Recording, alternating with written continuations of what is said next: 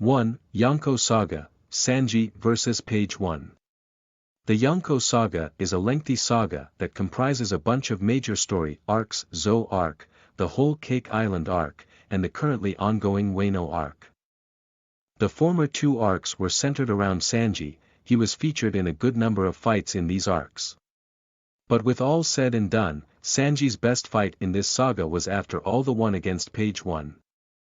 The fight in and on itself wasn't that special, but the significance it held was. It was the first fight in which Sanji tossed away his prejudice against the Germa 66 technology, and used his raid suit, an ultimate trump card that would surely prove useful in the near future. 10. I heard the sound of a woman's tears falling. Sanji's chivalry toward women knows no bounds, even if it's the enemy. During the Punk Hazard arc, Tashigi is having a difficult time breathing and Virgo is seconds away from finishing her off. Suddenly, out of nowhere, Sanji airwalks his way to her rescue. Given the fact Tashigi is a marine, should he be really assisting her? Moreover, she's Smoker second in command. Regardless, even if she's the enemy, she's a woman in need. 9. Me. I'm Mr. Prince. While the rest of his crew members have been captured by Crocodile, Sanji is the only one that's still mobile. The reason being, no Baroque Works member has ever seen Sanji. However, Crocodile does recognize his voice while on the transponder Snail. He spoke with the cook, back on Little Garden. Sanji gives him the name Mr. Prince. This name is so fitting seeing that it matches his chivalrous personality. 8. People, our heart. These are words Sanji utters while fighting Mr. 2, otherwise known as Bon Clay. Bon Clay has the devil fruit ability to change his appearance.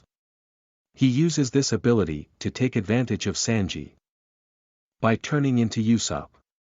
Sanji isn't convinced and kicks him anyway. Mr. 2 is enthralled that Sanji would attack one of his close friend, but according to Sanji, he may look like Usopp, but he doesn't have his heart. 7. Hey, Moss Head. You gotta stay with me. I don't want you getting lost. Zoro and Sanji are one of the first to meet each other, after the 2 years they are apart. Upon them running into each other, Sanji tells Zoro not to go anywhere, since he has a habit of getting lost. He also refers to him as Moss Head, in order to criticize his green hair. The two eventually start arguing like they always do. One would think Zoro and Sanji would move past this rivalry, after 2 years. 6. That's a tradition from the dinosaurs' age. Sanji's sister, Reiju, wonders how he grew to become so respectable of women. Sanji then reflects when he was a child on the Baratai. He and the rest of the cooks ask Zeef to hire a female chef. He refuses to do so, seeing that he has a violent method of teaching his employees how to cook. He then tells his employees how they should never hit a woman under any circumstances. Young Sanji claims Zeef is a bit of a fool for thinking this way. Zeef claims not hitting women is something that men knew back in the age of the dinosaurs. When he's done reflecting, Sanji then tells Reiju that's a tradition from the age of the dinosaurs. 5. It doesn't matter if you spend 10,000 berries or 1 million berries, you should never waste food. During one of the best filler arcs in One Piece, G8, Sanji disguises himself as one of the cooks on the marine base. He somehow gets into a cooking competition with the other cooks. The cooks are given some of the finest and expensive ingredients to cook with. Sanji, however, notices how wasteful the cooks are with their remains. He then uses these remains to make a proper meal. He explains to the other marine chefs when on a ship, one must never waste food. It doesn't matter how expensive the meat is. You should use everything on it, even the bones. 4. You don't know how valuable food is, or how much work goes into cooking, you stupid prince. Sanji's eldest brother, Ichiji, disrespects the head female chef, by not completely eating his food, criticizing it, and throwing it on the floor. Sanji becomes enraged by his behavior, obviously. The Straw Hat Cook knows what it's like to be deprived of food, seeing that he and Zeef were stranded for days without it. Sanji calls his brother a brat for being inconsiderate towards the cook. He doesn't know how hard that woman and her staff work to prepare their meal.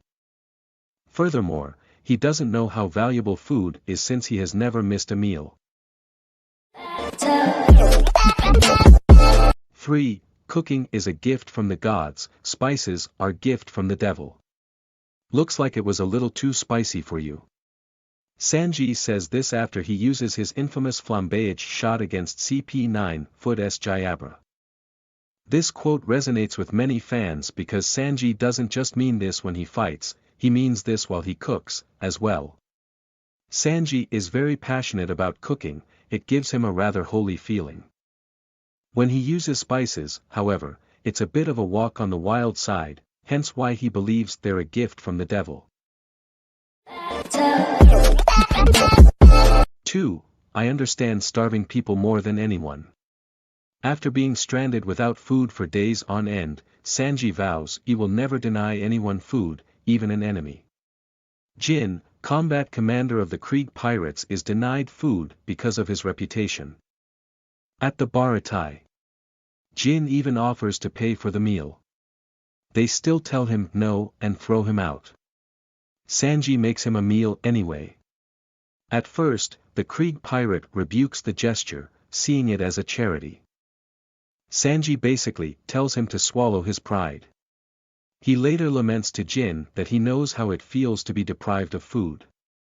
It's something hard to endure. Jin comes to his senses and passionately eats the meal. He later thanks Sanji for the noble act. Luffy took notice of this and decides then he wants Sanji to be his cook on the Merry. 1. Messing with a cook of the sea is a good way to get yourself killed, remember that well. These words hit harder than any other of the quotes on this list. Sanji says this at the end of this very episode where he is first introduced. This introduction of him lets the viewer or reader know what kind of person Sanji is. He does not tolerate disrespect from anyone, regardless of their status. The guy that he says this to is a lieutenant of the Marines who goes by the name Full Body. After feeling disrespected by Sanji, he decides to make a scene by criticizing his meal and later throwing it on the ground. Seeing that the future Straw Hat chef is abhorrent about people wasting food, he pummels him. You never disrespect a cook on the sea. It's essential to your survival.